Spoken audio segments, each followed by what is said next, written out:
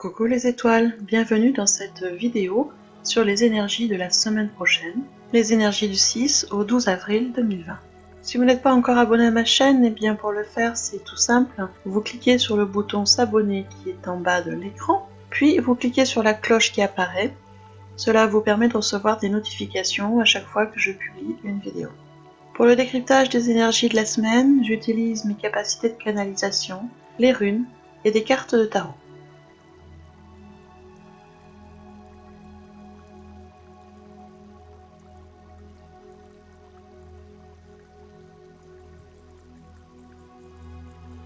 Pour le début de la semaine, donc de lundi à mercredi, c'est la carte du pan qui est arrivée. Le pan est un animal de pouvoir puissant et protecteur. Il est en lien avec les cycles de vie et de mort de la nature. Lorsque le pan apparaît, nous pouvons nous attendre à côtoyer la naissance, la mort et la résurrection. Il va nous falloir donc accepter l'idée que la naissance est suivie de la mort et que la renaissance succède à la mort. Cependant, cette carte est arrivée en position renversée, ce qui signifie qu'il se peut que nous ne voyions pas notre entourage sous son véritable jour. Quelque chose échappe peut-être à notre vue, ou peut-être voyons-nous plus que ce qu'il y a réellement. En fait, cette carte inversée est là pour nous spécifier que nous avons des choses à lâcher, des choses à abandonner qui ne sont plus utiles pour nous, pour pouvoir passer sur un nouveau cycle. C'est le moment de nous concentrer sur du neuf. Cette carte est arrivée en association avec la rune Helaz. C'est une rune qui est liée à l'élément air, et c'est la rune de protection personnelle, c'est-à-dire qu'elle protège contre toutes les forces, les influences, connues et inconnues avec lesquelles chacun peut entrer en conflit. C'est une rune qui nous connecte à notre part divine, qui guide et qui soutient. Donc elle est vraiment là sur ce début de semaine pour nous soutenir, pour nous aider à nous connecter à notre moi profond, à notre âme, à notre intuition, car c'est notre intuition qui va nous aider à comprendre ce qu'on a à lâcher.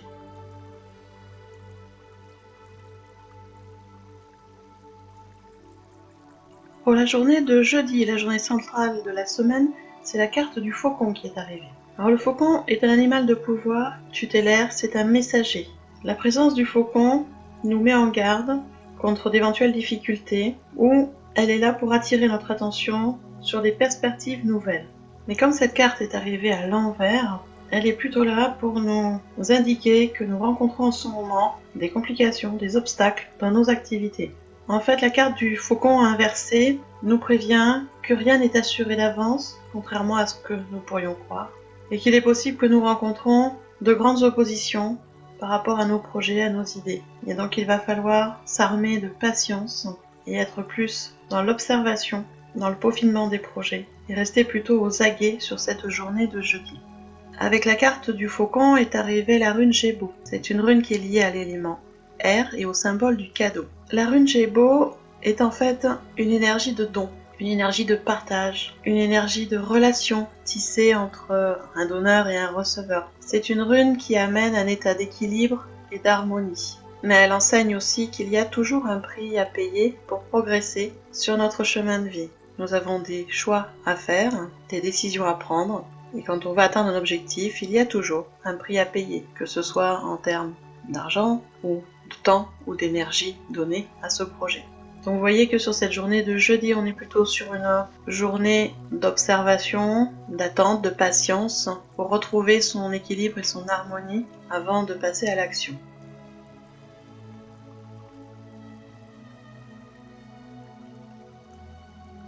Pour la fin de la semaine, donc de vendredi à dimanche, c'est la carte de la grenouille qui est arrivée. Alors, quand la grenouille se montre, cela signifie que nous abordons une période de nouveau départ.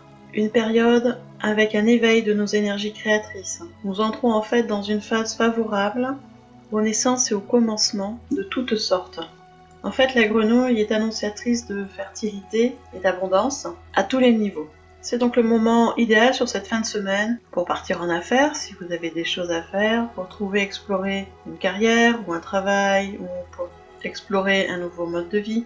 En fait, l'apparition de la grenouille montre une transformation, une transmutation des choses. C'est donc, je disais, le bon moment pour se lancer dans de nouvelles activités et dans de nouveaux projets. En association avec cette carte de la grenouille est arrivée la rune Pertro. La rune Pertro, elle est liée aux éléments eau et air. C'est une rune qui symbolise l'interaction entre le libre arbitre et les contraintes extérieures.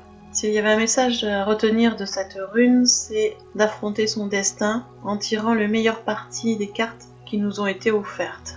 Par contre, cette rune est arrivée en position inversée. Dans cette position inversée, cette rune est là pour nous dire de nous débarrasser des fardeaux que nous portons, qu'ils soient à nous ou qu'ils soient à d'autres, puisque l'être humain a une fâcheuse tendance à porter le fardeau des autres. Donc, il est temps de faire un point, d'être face à soi-même, d'arrêter de se mentir et de faire du tri, de libérer ce qui doit être libéré. Donc sur la fin de la semaine, on est sur une énergie qui va être plus porteuse, positive, avec un nouveau cycle qui démarre sur plein de domaines différents, à condition que nous soyons débarrassés de ce qui est inutile pour pouvoir accueillir du nouveau. Voilà les étoiles, vous voyez qu'on est sur une semaine qui est un peu chaotique au niveau des énergies. Il va falloir, en début de semaine, quand même faire un petit peu attention, se protéger, travailler sur soi aussi, c'est toujours important. Et en fin de semaine, pouvoir démarrer des nouvelles choses, des nouveaux projets, des nouveaux cycles.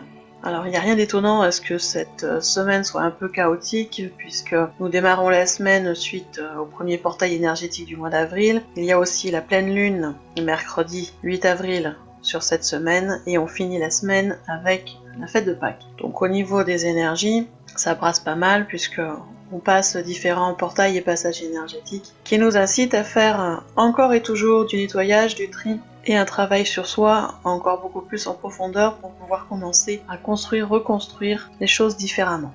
Si vous voulez en savoir plus sur l'animal totem, sur la rune, je vous invite à vous inscrire sur le Petit Modou. C'est un mail de guidance que j'envoie 3 fois par semaine, lundi, jeudi et vendredi matin, dans lequel vous retrouvez la photo de l'animal, de pouvoir et de la rune. Vous retrouvez plus d'explications sur l'un et sur l'autre et également des conseils pour passer au mieux cette phase. Ce mail de guidance est complètement gratuit et pour vous inscrire, vous allez dans le descriptif sous la vidéo. Vous déroulez le descriptif, vous trouvez un lien en rapport avec le Petit Modou, vous cliquez dessus et vous vous laissez guider pour vous inscrire. Bien évidemment, je suis à votre disposition pour vous aider par des soins énergétiques à vous rééquilibrer, à reprendre de l'énergie, à vous sentir mieux. Si vous voulez en savoir plus, il vous suffit d'aller sur mon site lachamancel.fr. Vous avez un petit i qui s'affiche avec les coordonnées du site et je serai ravie de vous aider à vous rééquilibrer sur plusieurs plans pour aller vers un mieux-être. En attendant, bien écoutez, moi je vous souhaite un bon dimanche, une belle semaine et je vous dis à tout bientôt dans une prochaine vidéo.